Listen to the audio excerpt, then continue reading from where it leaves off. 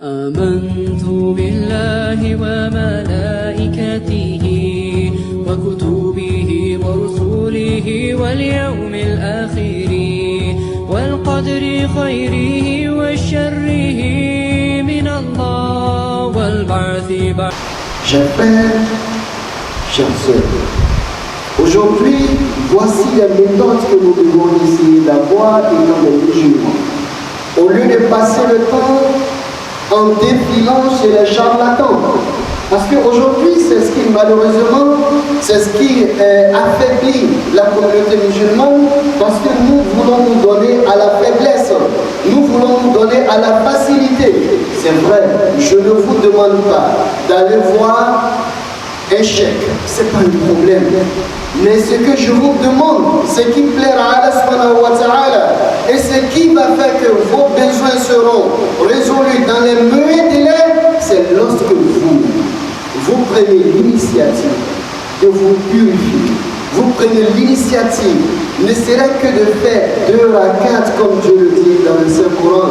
Wasta'inu billahi wasta'inu bis-sabri was-salat.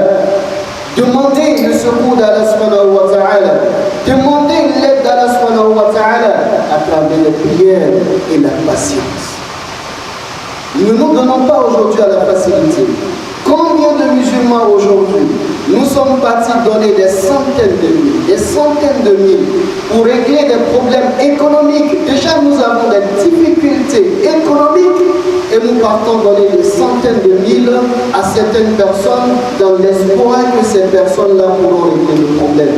Et voilà Allah subhanahu wa ta'ala qui décide chaque nuit. Et dans un autre hadith, le prophète alayhi salatu wa salam nous dit, il dit, dans le dernier tiers de la nuit, avant la prière de Fajr, dans le dernier tiers de la nuit, Allah subhanahu wa ta'ala se rapproche de ses serviteurs, se rapproche des musulmans. Et qu'est-ce que Allah subhanahu wa ta'ala dit? Il dit, qui veut m'implorer, je vais lui donner, je vais lui venir en aide. Qui m'a désobéi, qui a transgressé mes lois dans la journée, je vais lui pardonner tous les péchés. Donc, chers frères, chères sœurs, il est important pour nous de savoir que si bien nous avons des problèmes, il faut comprendre que les problèmes en islam, il y a des manières de pouvoir les régler. Je ne dis pas de ne pas aller voir quelqu'un qui pourrait faire des bénédictions pour vous. Il n'y a pas de problème si c'est dans une bonne voie. Tu peux demander à quelqu'un de prier pour toi. Le musulman peut demander à une autre personne de prier pour lui. Je ne dis pas que je suis comme cela, mais je vais dire qu'il ne faudra pas que tout se limite à ça. Parce que celui qui a fait de ça sa fonction, tu n'es pas le seul à aller le voir. Qui te dit que le jour où toi tu es parti le voir, que c'est ta prière qu'il a programmée? Lui-même il a des problèmes. Et de dizaines de personnes viennent le voir toute la journée. Et parmi ces dizaines-là, toi tu fais partie d'une personne parmi ces dizaines. Et raison pour laquelle le prophète il a toujours invité les musulmans eux-mêmes de se lever la nuit, eux-mêmes de demander pardon à Dieu. Et raison pour laquelle lorsque nous faisons une lecture du Saint-Coran, nous allons nous rendre compte que lorsque Allah subhanahu wa ta'ala, parlant du mois de Ramadan, parlant de l'importance du Ramadan, regardez la quintessence que Dieu donne, la conclusion, tout l'objectif du mois de Ramadan que Dieu nous donne en synthèse en bas. Dieu nous dit,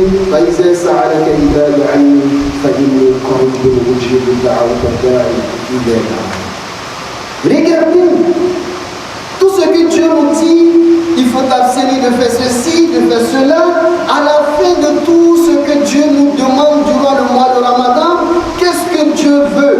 Dieu veut que nous lui demandons. Et ici, Dieu s'adresse à qui? Au prophète Ali sallallahu alayhi wa sallam. Il dit, quand les serviteurs viennent vers toi, le prophète Ali sallallahu alayhi wa sallam, de prier pour eux, de faire des bénédictions pour eux, de faire des invocations pour eux, qu'est-ce qu'il faut leur dire? Je vais faire des bénédictions la nuit? Non.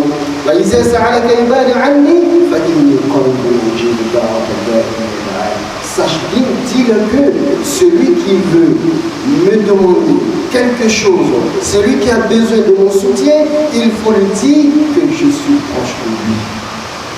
Tout ce qu'il a fait, c'est de nous demander.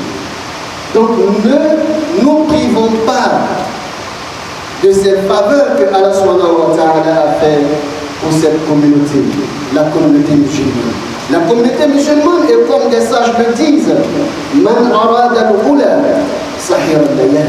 Celui qui veut être prospère, celui qui veut transcender dans ses projets, sahir al-layal, il doit veiller la nuit. C'est le secret.